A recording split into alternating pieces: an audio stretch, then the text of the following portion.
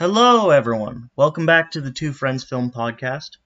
My name is Brian, and as always, I'm here with Fowler. Say hello. It's great to be here. I just want to say, for the record, the reason why we weren't recording is Brian had an oopsie. He killed too many people on his last hit, and so That's he had to bury the okay. bodies deep in Canada. It was messed Listen, up, but you know, sometimes it happens. I love when people spread falsehoods about me. That's quite fun for me, at least. Um, so Listen, I'm just trying to make you more interesting, help you out with the ladies. You know what I mean? we're so we're back Make you here. a bit of mystery. Oh my God. So we're back here today, and we're talking again about the Hateful Eight. This is a two-parter. We broke it up because it was a bit of a long discussion. So we're gonna go a little into the themes and questions as we do towards the end of our videos here usually. But Or we're gonna fuse the themes and questions together. We're gonna talk about the themes through questions, which it might be, I think, the new way that we'll do this if it works well. You never Yeah, know. it really depends. I think it's one of those things where we don't want the episodes to be too long, but we kind of want to have these like sort of discussions as well, always in the episodes. But I'm gonna start it off with a couple things I was thinking about while watching the movie. Um, One thing I wanted to talk about, which is gonna lead into my first one, is about this film depicts a lot of occupational pride, right?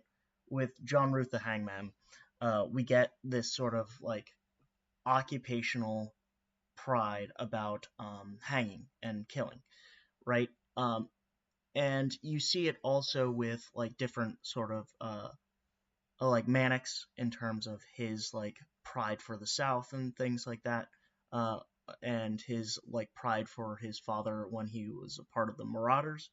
So I'm curious to hear your thoughts about what do you think this movie in particular is saying about pride in terms of occupational pride? Well, I might divide up the divisions in this film between two types of divisions. I think one is occupational, which is like the outlaws were really being an outlaw is a huge part of the character, or the lawmen or bounty hunters, who a huge part of their identity is involving being law enforcement of some kind. And then I think the second division that happens is regional. um, Southern pride, Northern pride, American pride. You know what I mean? So I think those are actually the two divisions in this film that really um, encompass everything, I suppose. Yeah. So I guess there's a lot of different like divisions and sort of things to talk about in terms of that. Um, I guess when we talk about those divisions, uh, another thing I pointed out when I was going over the film and everything and looking back on it is there's commentary about like nationalism and things like that, right? Um, I think in terms of the incorporation of the Lincoln Letter, how different people view it in the film, whether they're Southern or Northern, they view it with either, disdain or this sense of pride, right? Well, Uh, we might wait on the Lincoln letter because that's one of my questions. oh, okay, yeah, yeah, yeah. Then in I that think case, the way we should start this, if you don't mind, is sure. like the divisions are so real that like halfway through the movie, English Hickox, the outlaw, he proposes after there's tensions that they split Minnie's haberdashery in half between the North and the South, Hmm. where like the fireplace I think is the North, and like the dining area is kind of the middle line, and then like the actually the bar is the North, and the fireplace is the South. And like throughout the story, the characters move around to different parts of the room, which indicate their current alliances to each other in opposition. So literally, the story is spatial, and Minnie's haberdashery is like a metaphor for America. And as the characters have conflict or paranoia about each other, or they ally together, they move about the room, which I think is really kind of fascinating. So it's definitely a story talking about American division. That's shows that about how America as a country was and still is deeply divided, North and South, brown and white, lawman and outlaw. Yeah, and I think this story really showcases that division in a not very subtle way, right? Like obviously the actual division of the place itself is telling in it. Um, I guess for me, another thing I wanted to think about was like specifically like um how do you view this film? Like we've talked about like a little bit about this division in terms of like north south, black white. Um I was always curious to see what your thoughts are about this film in terms of like nationalism, right? Um, so, do you view this film specifically as a piece that is pro nationalism or anti nationalism? Um, I think that I think that regionalism is shown as kind of a curse in this film, Mm-hmm. and also like occupational loyalty. But nationalism itself is framed as a positive thing.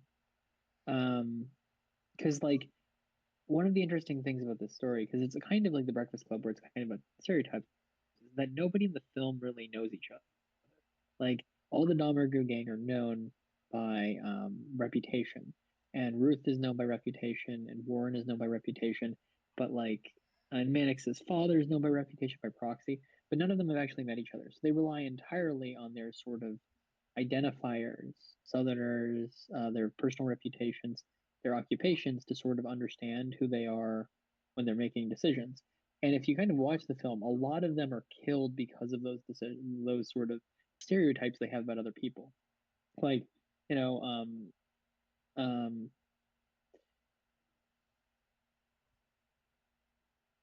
like English Hickox, who frames himself initially as like the hangman, he's able to get the jump on Mannix and shoot him mortally because Mannix is obsessed with taking on Joe Gage, and he sort of views Hickox as a fellow lawman, and so he's out of sort of um, the his suspicions. Smithers, the general who's actually working with the Domergue gang, he's the one that lowers Mannix's guard, and it's Mannix.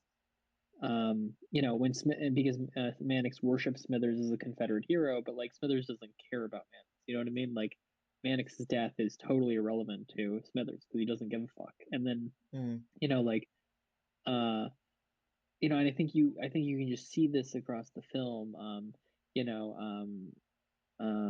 Warren using the Lincoln letter that's not real in order to appeal to Ruth's nationalism as an American patriot in order to get a ride on the carriage. Like a lot of the film is people using like that sort of group identity maliciously and manipulatively in order to get things they want. So I think I think the film is regionally and occupationally sort of critical. But then also, I mean, um, John Roof in the end kind of wins. Like his hardline American patriotism and honor system is what leads the Southerner and white supremacist Mannix and the black Union war criminal Warren to ally together, right? So it's that's how I But would frame it. It's I it's think, pro nationalism but anti occupational and I think regionalism. their loyalty lies less upon regional facets, or and it more relies on the instant sort of like need for uh, like the only reason Warren and Mannix team up is because Warren is probably the most paranoid person in this film, and Except Roof. except Ruth. Ruth is fucking insanely paranoid, but Warren is also equally paranoid. And the only reason he teams up with Mannix, remember, is that Mannix almost drinks the coffee, which poisons him, pointing out that Mannix, didn't know about the coffee. So I think when it comes to like conversations about loyalty, I think um, it was always like kind of out of necessity rather than like political or regional alliance, right? I would have a critique though. I agree their temporary alliance initially Mm-hmm. is based more on convenience. but their decision to hang Daisy instead of shooting her in honor of Ruth is totally motivated by their loyalty to Ruth. And maybe they don't care about Ruth's American nationalism, but his American nationalism is what causes him to do the things that make him loyal to them, right? Like Yeah, his American nationalism is why he overlooks Warren as black and helps him in the carriage. And it's an American nationalism and a sense of law and order that causes him to warn Mannix that the coffee's poisoned, even though he hates Mannix. So, like, yeah. in a strange way, Ruth's American nationalism is the only reason he wins at the end of the film. And I think that that's indicative of something, I you know? I could see that. I mean, for me, it's one of these things where people use national and regional alliance to their advantage, right? Um, like when you talk about Warren killing Smithers, a lot of that was definitely Warren just lying off his ass, but he was using that contempt he has as a Southern general for a black man sexually assaulting his son, right? Like, I think a lot of times it shows, in my eyes at least, the dangers of regional alliance and national alliance, right?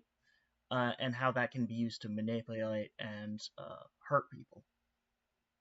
Well, I agree about the regional sort of alliances being dangerous, but like I don't think there's an example in this film of hardline nationalism being weaponized to destroy people. You know what I mean? John Roof is the only one who's a hardline American nationalist, and he's not killed for being an American nationalist. He's killed for, you know, But he's like also, capturing Daisy Domergue and keeping her alive. yeah, but he's And then, also deceived via his nationalism. Warren uses Ruth's nationalism against him to get a ride on the carriage and to manipulate, right? yeah, I suppose actually that's true. So I guess all of the group identities in this film are weaponized by someone at one point or another in order to achieve their goals. Yeah.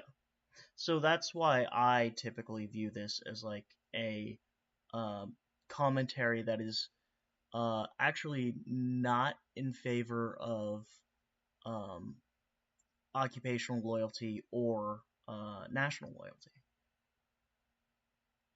I But see that actually. I'll have to think about that more. yeah, but another thing I wanted to point out, if you have another comment on that at some point, just feel free to go back to it too, if you think No on it. worries. But another thing I wanted to point out, and this was the last sort of question I had for this thing, and then we'll move on into some things you had as well, is so in terms of this film, it is a very violent, very ruthless, probably up there in terms of one of the bloodiest sort of Tarantino films. Doesn't start out that way, but it definitely finishes that way, right? Yeah, Uh, it's almost like Tarantino was like, damn, this was very cerebral for the first two-thirds of this film. All right, all the violence I would normally distribute in the film, let's do in the last 30 minutes all of it. They're like, yeah, what do you mean all of it? He's like, just pretend that it's the budget for a normal Tarantino film, but just condense it in the last 30 minutes. he literally It's, was is like, what it feels like. he was literally like, let me just make this as humanly violent as possible, for the last portion of it. It's like, but on that note, I'm curious to hear your thought. So, do you view this film as an endorsement of violent and ruthless behavior, or to abstain from those things as a practice? So this might be a controversial opinion. I think this film is super anti-violence. There's a lot of violence in it, but like Mm, if you look at something like Kill Bill, like the violence is hyper stylized and it's beautiful. Like it's all this like excellent martial arts techniques and like there's a mysticism to the violence and it's very, it's just very stylized. The violence in the Hateful Eight is not like that. Like it's yeah, like characters are wounded, they limp, they like get exhausted over time, they pass out from blood loss, they drag around their broken limbs. Like Daisy Domergue's like missing fucking teeth, they're covered in blood and sweat, and like a lot of the violence is just it's queasy and it's uncomfortable and it's gory.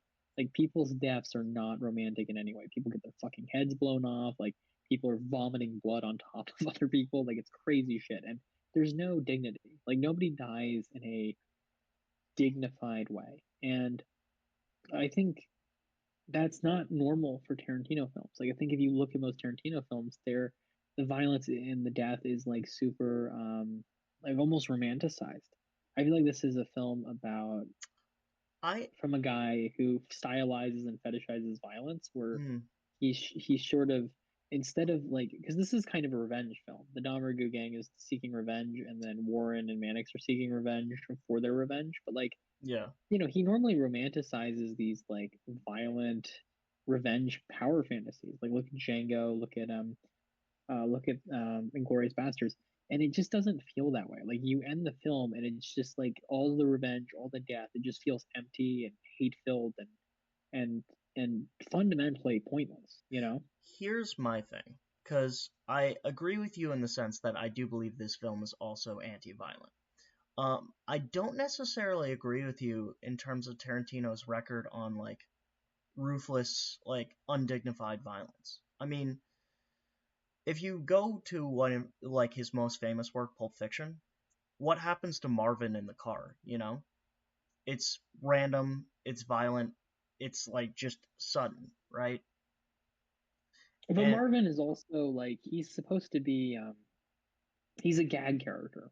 You know what mm, I mean? There's no point in the Hateful Eight where someone's death is like a gag in the same way. You know what I mean? And I, Pulp Fiction is a mix of stylization and well, actually, it's not even as stylized as some of his later revenge fantasies. Like a lot of the violence in Pulp Fiction is like a gag. You know what I mean? Like Marcellus Wallace killing the weird fucking sex addict guy, or like Jules being or Vincent being fucking shot on the shitter. Like a lot of it is just these almost shocky, like half funny, half brutal deaths. You know what I mean? But I don't feel like that in the Hateful Eight. I guess maybe the leader of the Dahmergu gang, Jody Dahmer. I guess getting his him fucking head dying is blown off. kind of Yeah, yeah, maybe that's the funny one, but like not like Smithers dying, like the rest of the Dahmergu dying, like Daisy's death by hanging was horrific. Like I don't think it serves the same narrative purpose. I could see your point on that. I think for me, it's just like I feel like there have been instances in Tarantino's work where I think he's done the same thing, but he tends to. I think you're right. He does tend to be a little campy with sort of his violent um, motions. I will say another time that comes to mind in terms of like similar sort of violent sort of things without a real big punchline was in Inglorious Bastards in the bar scene where they just all have the shootout. Do you know the one I'm talking about? In the bar where Michael Fassbender does the wrong three-fingered Yes, gesture. that one.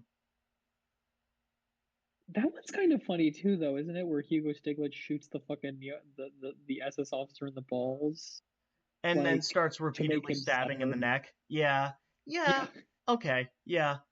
Maybe it's just like my thought is that. I just feel like tonally, like the violence in Tarantino films is usually two things. It's either funny Mhm, or it's sort of romanticized or fetishized. And I feel like you can't say either of those things about most of this film.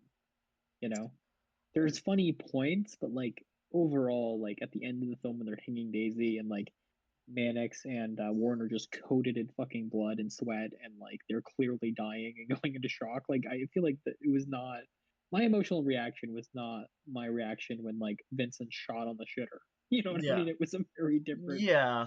Okay, experience. I can see your point on that. So now I figured we'd go or transition over and talk about some of the things you wanted to talk about here too. Um, so one of the things you talked about was justice, like, and what real justice looks like, um, in terms of like frontier justice, right? Uh, Yeah, so which is defined by English Hickox as he says the difference between a hanging and a lynching, like a hanging by the law, is passion. That like the frontier justice is motivated by anger and revenge, and the real justice is dispassionate and done by a professional who's mm, not getting off on it in any way. So I was kind of curious if you agree with that distinction, and like which of those two in your mind is actually better in this film and in real life. I think for me, justice is all about. going through the procedures, right? If truly one is to live like in a just sort of society, you have to be able to be civilized and go through those things, right? Frontier justice to me is do something bad, immediate consequences, bullet, right? Um, and that I think is just kind of it's quick, but also the issue with it is it's a permanent solution to something that um, doesn't always require a permanent solution, right? Well, in this example, let's say it's both. Like, let's say frontier and real justice is death. It's just whether it's a hangman or it's you Through being shot in the nuts. yeah, if it's like through the legal means or yeah, what have you. Um, Yeah. in terms of like, so I guess let me ask you: is the question like, do I view one morally as a superior comparatively in terms of the context of what the film is portraying, or what do I think the film is like suggesting is the correct one morally speaking? You could do both. Um, I'd say the film is suggesting in this sense that moral or frontier justice is kind of the way to go about it, because realistically, if Daisy was, Interesting. yeah, because if realistically Daisy dies, they fucking go about it. They don't trust them immediately. That trust leads to them just nixing everyone. A lot of the issues in the film would have been kind of solved, right? Um, whereas, John Roof's whole thing was about believing in the justice system, right? So his I whole think Jean Roof is the only character in the story who actually believes in real justice. yes. You know, So I think for which me, leads to him being killed, but also I think complicatedly leads to everyone supporting him in the end. You know what I mean? yeah. Like, So it's a weird thing, but I think for me, like with watching this film in particular, I think it's trying to showcase the point that frontier justice is the way to go. I know you seem to or you seem to have a little thing there. Do you think that's not? Do you think the opposite? well, I mean, in real life, frontier justice is real bad Yeah, because no, of you course. don't want random people wandering around with guns or ropes. I mean, especially in the South, historically, like Yeah, bad idea. yeah, Um, but I don't know. I guess it depends because you could view the film as an example of why frontier justice is bad because everyone who attempts to do frontier justice, the Dahmer Gu gang attempting to capture and torture Ruth, you know, the Warren and Mannix like slaughtering the entire cabin. Like you could view it as like John Roof dies as the only practitioner of real justice, and then everyone murders each other. Like you could view it that way as like he was the death of real justice in the film, and then everyone suffers because of it. Or I guess you could view it as like Roof's obsession with real justice means he's able to be murdered. You know what I mean? If he just shot Daisy Domergue in the fucking head like any other character in this film would have done, and then dragged her fucking bloody corpse over to the town, he never would have been placed in the same position. You know what I mean? Like he they wouldn't have been able to trap him because he would have moved much more rapidly. And then like if he just ruthlessly done frontier justice anytime he encountered anyone, I mean he would have made it to the town fine. You know what I mean? And like the Dahmer Gu gang never would have had a chance. So I think you can view it either way, which is why I'm kind of mixed about it. yeah. I view it as a positive for frontier justice. Weirdly, I think you do bring up a good point that it could be viewed in a different sort of light, but I think like a lot of times it seems like it's kind of showcasing like, yeah, frontier justice got everyone fucked up, but in the end, it's also what led to Daisy's death eventually. Like, Yeah, at the cost of every other human being in the yeah, cabin of though. course. Like, I think it's like one of those things where, you know what? Maybe I'm coming back around on that. Maybe I'll recant my statement there. Because I think you are correct. I think it showcases the dangers of that sort of lifestyle. Um, and it showcases like how really the only death that has that level of justice, Daisy Domergue.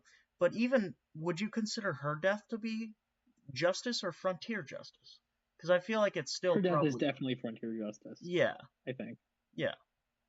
Well, So maybe, yeah, I guess it would be frontier justice, wouldn't it? Because she was never charged in a court of yeah, law, so it she was was. never actually tried for her crime. So yeah, no one actually dies in a Those crazy just kids. way. um, but uh, yeah, I mean, it's an interesting one. But another one you brought up too, or unless you want to still talk about this a little more. No, you can keep going.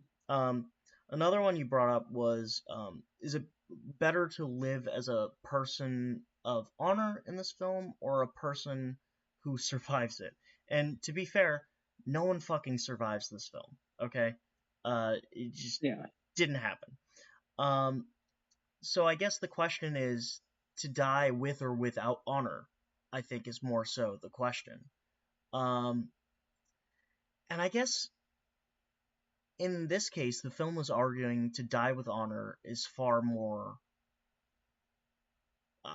a far greater feat to die without it, because I think the Domergue gang, all of them, they died horrifically. Like all of them died in like quick like quick sort of shootout ways, but also like it's interesting too I because mean, Gage and Hickok slowly bleed to death, though. yeah, Like, it was not clean for them. it was not clean, but also like even the people who are quote honorable, like your John Ruths and things like that, he died in a fucking horrific way, right?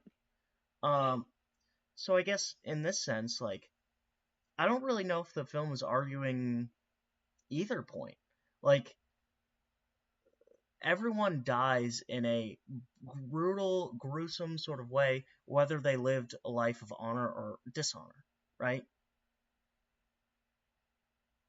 I think so. What I would argue is everyone dies is the point of the film, but like only John Roof's death inspires people past his death to keep fighting for them. You know what I mean? Yeah, Or Jody. Like Jody's death also causes it. And I think that's sort of the point of the film is like your sense of honor may not be the thing that helps you survive, but it will certainly mean people will keep fighting for you after you're dead. You know what I mean? Like, yeah. yeah, that's what I would argue. I think for me, it's one of those things where I don't living your life in terms of that honor code. I guess it didn't really matter in the end, right? Because like everyone ended up in the same position, which is dead in that fucking cabin, right? But that only matters if you only care about yourself. If you care about something larger, like John Roof did, or Jody Domergut did in terms of his sister, then your survival is actually irrelevant. You know what I mean? Yeah, but I guess in Jody's case, his goal was to make sure that his sister survived, and in that sense, he failed. But I guess in Ruth's case, like his ultimate goal of seeing, you know, uh, Daisy die. Daisy die was, successful. I mean, he didn't get to see it with his own eyes, but still, a win is a win, I guess. Um, another thing, this actually is one I'm curious to talk about, or that I'm curious to see that you put in too, is so you talked about the Domergue, bleh, ugh, brain fart. The Domergue gang are the only characters unaffected by like social division in the film, uh, and on racial lines as well as sort of Yeah, because yeah, the Domergue gang is not part of the white black South North division of everyone else. Like they have a fucking Mexican immigrant on their crew, they have an Englishman on their crew, they have yeah, a Midwesterner on their and crew, and they have a also like woman on their it seems like like Jody comes from like an educated background. He speaks literally three different languages. Um, yeah. so it's a very mixed crowd. And I don't think that's And they're also the most loyal. Like out of all the groups in the film, the Damaru gang is the ones that are reliably for each other, yeah, ironically enough, I because don't they're not regionally tied at all. but Or, I don't think that was uncommon of gangs in that era, right? Like I think a lot of times outlaws had to be loyal because, it was the only thing keeping them from, law enforcement fucking brutally murdering them, right? Um, I don't know enough about this period. I know that like racial gangs in the 20th century were and 21st century are huge. You know what I mean? yeah. Like, it's a very easy way of keeping the gang together. Maybe that wasn't the case back then. I mean, I don't know. It would from surprise me though if I a have like a Mexican, an Englishman, limited knowledge and a of that. Midwesterner were all like just chilling together though in this time period, given how brutal it was and I have a untrustworthy. You I have know. a limited understanding of it. Even though there were, uh, and trust me, there were fucking plenty of bigotries then, and there still are now. But um, at that time, uh, I there was this underlying sense from readings I've done of like loyalty in terms of that lifestyle, that outlaw sort of lifestyle, almost an honor among thieves type thing. And Hmm. yeah, so in terms of that sort of dynamic, that didn't really surprise me at all in the film, because I've read of like gangs that were like very multi racial, multi like class, multi ethnic in that time period because it was a way to keep the groups together. Like having a person in a like gang like that be a person of color was not uncommon. So But within the purpose of this film, I think it is interesting because the outlaws are not—they're not just literally outlaws, but they're outsiders and outlaws to the social and regional structures of America. yeah, You know I what I mean? mean it's obviously like in the context of this film, it's very interesting because all of the other groups are kind of intertwined to their sort of camps being north south, black white, what have you, whereas they are not. But I think a lot of that is like just kind of a byproduct of that era. Sorry. But But Tarantino picking them, I think, is very distinctive because if you look at Tarantino stories normally, that isn't really a thing most of the time. You know what I mean? Besides Kill Bill, like most of his antagonists are not this diverse. You know what I mean? well, most of his antagonists or protagonists, because Antagonists. antagonists, I mean, his antagonists usually are, because his protagonists usually happen to be people of color. Yeah, but his antagonists are usually they're not always white, although most of the time they are, but they're usually of the same ethnic persuasion. You know what I mean? They tend to be um, regionally the same too. The I German don't. Nazis, the white Southerners, the you know what I'm saying? I guess like in recent times, yeah, but I would argue like Jackie Brown, Kill Bill, uh, Pulp Fiction, like they had a diversity in terms of like ethnic background as it relates to protag and antag, respectively. Like I don't think his Yeah, film. I would say though that this is clear symbolic meaning though. Like I think it's not surprising that the most effect like I think it's not a coincidence that the most effective unified dangerous group in the entire film is the group that's not united by regional divisions I that they're united by interpersonal loyalty and they're not divided by the social groups, you know what I mean, and that's what Yeah, makes them so lethal is that they're not really motivated by the same bigotries.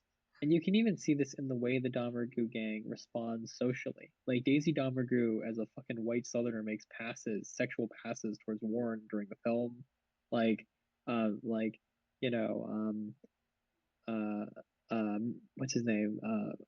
Marco the Mexican is mhm. like, the lower class, like not as educated member of the gang.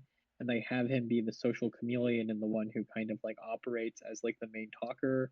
Like Hickox, like is non-discriminatory racially and regionally because he's an Englishman. He doesn't give a fuck, but he's also like the one who really is able to read who's dangerous among the rest of the group and kill them all. You know what I mean? Like Mm. their their lack of like, inherent sort of groups is what makes them so lethal. And all the other characters who are killed basically for having those biases, like the Domergue gang is not killed because of that. You know what I mean?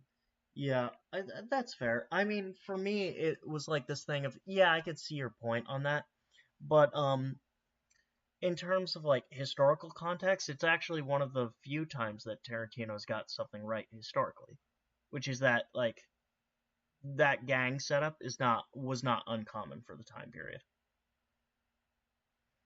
Yeah, Uh, but he's not a man of historical accuracy. He made a film in which Hitler is mowed down by machine gun yeah, fire I and mean, kills women in obviously, we're not Paris. talking about like a Scorsese type thing where he needs to get the buttons just right, or else he's gonna fucking be pretty fucking pissed with the costume Yes, designer, right? for Tarantino, because we know he doesn't give a fuck about continuity or historical accuracy. I'm saying, like, I find it interesting the Dom Vergu gang is as diverse as it is. You know what I Yeah, mean? I get your point. Yeah, I do.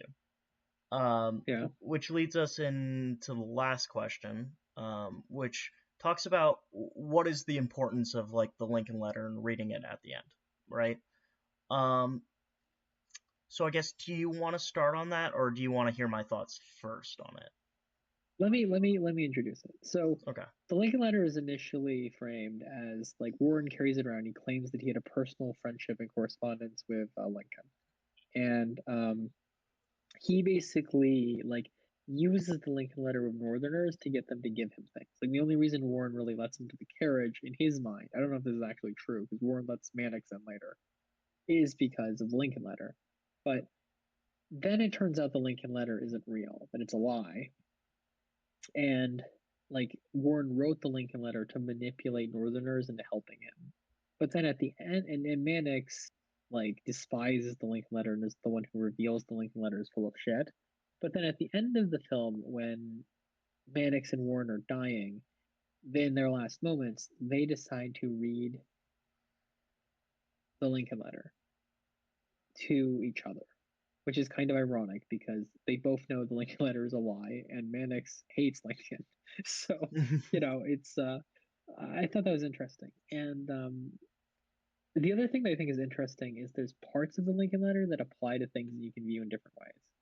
Mhm. But actually, maybe I'll let you have your comment about what I said first, and then we'll talk about the symbolism after. If that's okay with you. I guess for me, like to talk about like the lies and why I think both of them, uh, weirdly enough, I think they both see eye to eye on only one thing, which is that they appreciate each other's ability to be liars and deceitful. Uh, which I think is very funny because like when Mannix points it out, Mannix is a bullshitter. I kind of doubt he was actually appointed sheriff.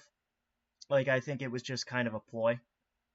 But no, just You think genuinely. so? You think Ruth is correct? Because Warren is convinced he's actually a detective or a sheriff, and Ruth is convinced that he's lying and that they should like leave him to freeze to death in the snow. Honestly, like it wouldn't because a lot of times Warren seems to be like doing this thing where he's bullshitting his way through it, and he doesn't seem like a man who's like competent or like has the foresight or like detective ability of like someone who would be appointed a position like that or perceptive ability. I mean, but like, so here's the thing.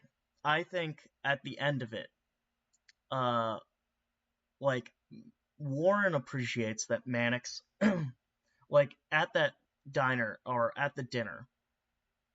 Did you see that Warren smiled when Mannix pointed out that he was lying his fucking ass off? Yeah, Yeah, so I think that indicates to me that Warren is like, this guy can fucking see through all my horseshit. And he, I think Warren also knows that probably Mannix is lying, but he also knows that he doesn't have a lot of options in terms of trust towards the end of that film, right? Um, so I think it's like one of those things where Warren truly appreciates seeing that. And I think what I love is that Warren's like, or not Warren, but Mannix's final sort of like little thing about it was that he compliments Warren's like little touch about uh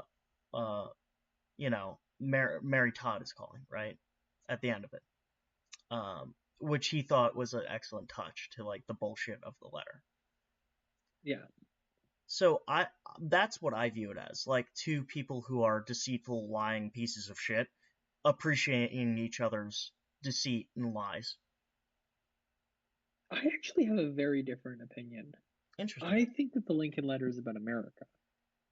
Like this Okay. idea of like the because um it's a story about hope basically and the Civil War being resolved actually. Like not just the war but really the end of the tensions. And like there's all these lines about it about hope and like we'll come together hand in hand and like Mary Todd, who I think is kind of a symbol of the future, is calling like I have to go. And Mm, um like I think it's really a letter about because a lot of the film is just like how divisive and fucked America is and how everyone hates everyone. And mm, the Lincoln Letter is kind of the only part of the film, and it's why John Roof loves it so much that like talks about a unified America. So I think it's metaphorically the symbol of, in spite of all these racial and regional and occupational differences, the idea of Americans fully coming together. You know what I mean?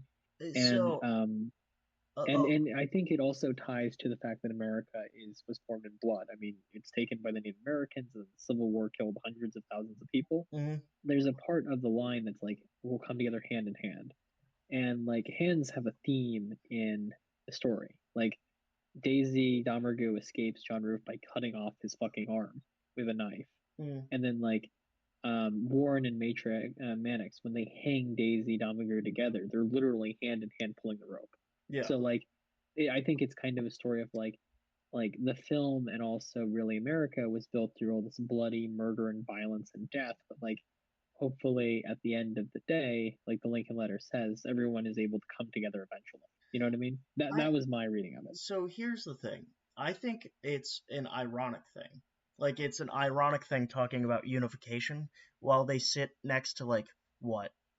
Like fucking multiple other dead bodies. Just Yeah, like half, like yeah, more than half half the of them. the fucking cabin is scattered in blood and bodies, right? As they're reading a letter about unification, you know. Um, so I think the whole letter is to point out the irony in the fucking situation and the irony that these two men face after lying their fucking asses off, dying in their own fucking blood and sweat, knowing that this is the last thing they'll probably say to one another, right? Um, it's I think that it's interesting because I feel like normally it's the opposite, right? Like I feel like mm, for normally like my analysis of films is significantly darker than yours. yeah, Like I think this is true with Eternal Sunshine. Like my mentality, I think about Eternal Sunshine, my interpretation was significantly darker than yours. yeah. And I think that's true of a lot of the films we've watched. So I think it's interesting that like I viewed The Hateful Eight as being a much more hopeful film than you did. I mean, this film, like, what, like, I'm just surprised that you, like, scrapulate or were able to capture any sort of hopefulness from this film, because like this film is fucking bleak, dude. It is not a film I view as like a hopeful message for the future and unification of the country. It's a message about how fucked like people will get in order to get the things that they want, right? How much they'll lie, how much they'll steal, how much they'll fucking kill and brutalize in order to get what they want and what they need. Well, I think the thing about it though is like it ties to John Roof's nobility in a strange sense of like the like be like there's a really so one of my favorite television shows ever is Lost. And Mm, there's a character in Lost named John Locke who's great. He's one of the best characters in Lost. And everyone's on the island and everyone's losing their shit because all this crazy shit's happening on the island. There's fucking monsters, there's murderous polar bears, like, and no one knows what the fuck's happening. And John Locke is like the man of belief. Like everyone else is trying to science the out of it, and John Locke is like, There is no logic. It's just fate in the universe. And there's this scene where he and the main character are losing their shit, as they do. Because Jack, the main character, he's like a doctor, scientist guy, atheist. And at one point, he says to Locke, like, how? Why is believing so easy for you? And Locke loses his shit. And he screams, "It was never easy. It's never fucking easy to believe." And that's kind of what I was thinking about, like in the Hateful Eight, of like, John Ruth and John Locke are almost surrogates of each other. Like they're men of faith, of this impossible, beautiful ideal. And Hmm. both of them die fighting for that ideal when no one else really believes in it. And like in a strange, messed up way, the Lincoln letter, like the way it manipulates John Ruth is that it calls to this greater America and this idea of unification. And like they die carrying out the will of John Roof, which is motivated by the same things that the letter uses to manipulate him. And then as they're dying, because of all this paranoid intention, like reading the letter is calling to not really their salvation because they're fucked, like Yeah. not just literally, but like also metaphorically, but like calling to what could have been, I suppose. I guess that's how I interpret it. I Yeah. do think it's ironic in some ways, but I think the letter itself, like the letter is hope, and the hope can be ironic or it can be sincere depending on who's reading it. And I Yeah. think as they were dying, they wanted to view it in the hopeful sense. And I think like it's interesting there because I view it as like they're finding it. I view it as the exact opposite, like you were saying, and they were viewing it as that irony of like that hopeful letter mixed with the absolute fucking uh, lack of hope they have in their current situation as they both bleed to death, right? But that was what happened in the Civil War too, and also World War II. Like after World War II, like 6 million people died in the Holocaust, like 80 million people died collectively fighting in the war or like being civilians killed in the war. Then at the end of it, it's like let's build democracy all across the world. You know what I Yeah, mean? Like I feel like a lot of yeah. times after I mean, horrific conflict, there's I some mean, sort of it moment is, where there's this crazy, insane, improbable hope that motivates all these people. Like we have to do this now. You know what I mean? yeah. And I think like for this film in particular, I guess it's just one of those ones where we're gonna disagree on the last messaging of it. But for me, it just struck me as like this thing of like this hope is false hope, right? Because like what did this letter, what did this like message about hope and unity get John Ruth except fucking shot in the face after being poisoned, right? Uh, what did it get Warren? It got Warren into a situation where he got fucking castrated by a bullet from underneath the floorboards, right? Like, it's Well, to be fair, John Roof did get what he wanted in the end, though, because John Roof didn't really care. Like he wanted to live, but like John Roof really was interested in real justice. So John Roof is the only one who wins in the story, but he never really, really because his got real ideals justice, carry. right? He got frontier justice Mm, at the end of it. that's that's true. You see? That is interesting. Yeah. Yeah, But it is. It is interesting, but I think that's the nature of hope itself. Often is that hope is it's difficult to believe. It's the hardest thing to believe, and yeah, I also don't think it's that improbable that a bunch of serial liars who constantly lie about who they are and what they want and what they're doing, I don't think it's that improbable that they would be the ones most susceptible to hope.